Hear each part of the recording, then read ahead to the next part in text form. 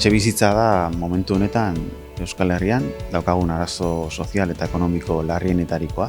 Arazo honi aurre egiteko guk askotan esan dugu bi hankako etxebizitza politika bat behar dela. Batetik esku hartzea behar da, etxebizitza merkatua dago kontrolez kanpo, prezioa daude maksimo historikotan, eta horrek eskatzen du, alokairuak interbenitu egin behar direla, etxebizitza hutsak mobilizatu egin behar direla, eta zentzu horretan nik uste dut esan dezakegula EH Bilduko udalek konpromiso hori bete dutela, eta beren esku zegona egin dutela. Bestetik behar da etxebizitza publikoa promozionatu, eta horretarako behar da gaitasun finantzario bat gaur egun oraindik orain ez daukaguna.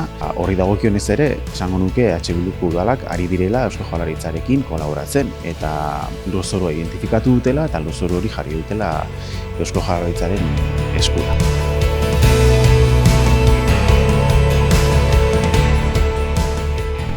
Gaurkoz ez daukagula egoera honek eta larritasunak eskatzen duen tamainako etxebizitza politikarik. Eta ez daukagu EAJ eta PSE gobernuko bi alderdiak ez datozelako bat etxebizitza politikarik.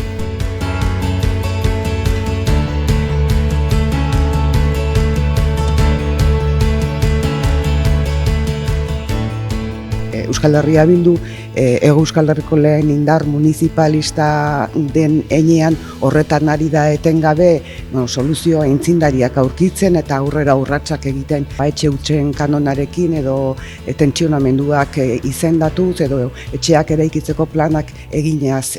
Datorren larun batean Burlatan konferentzia municipalista egingo dugula eta konferentzia municipalista horretako gai nagusia etxebizitza izango dela eta bertan Euskal Herria Bilduko ehundaka eta ehundaka hautetxik beraiek gobernatzen dituzten herrietako esperientziak kontatzeko aukera izango dutela eta geure arteko sinergia horiek mahai gainean jartzeko aukera izango dugula, hain zuzen ere daukagun arazo honi erantzuna emateko.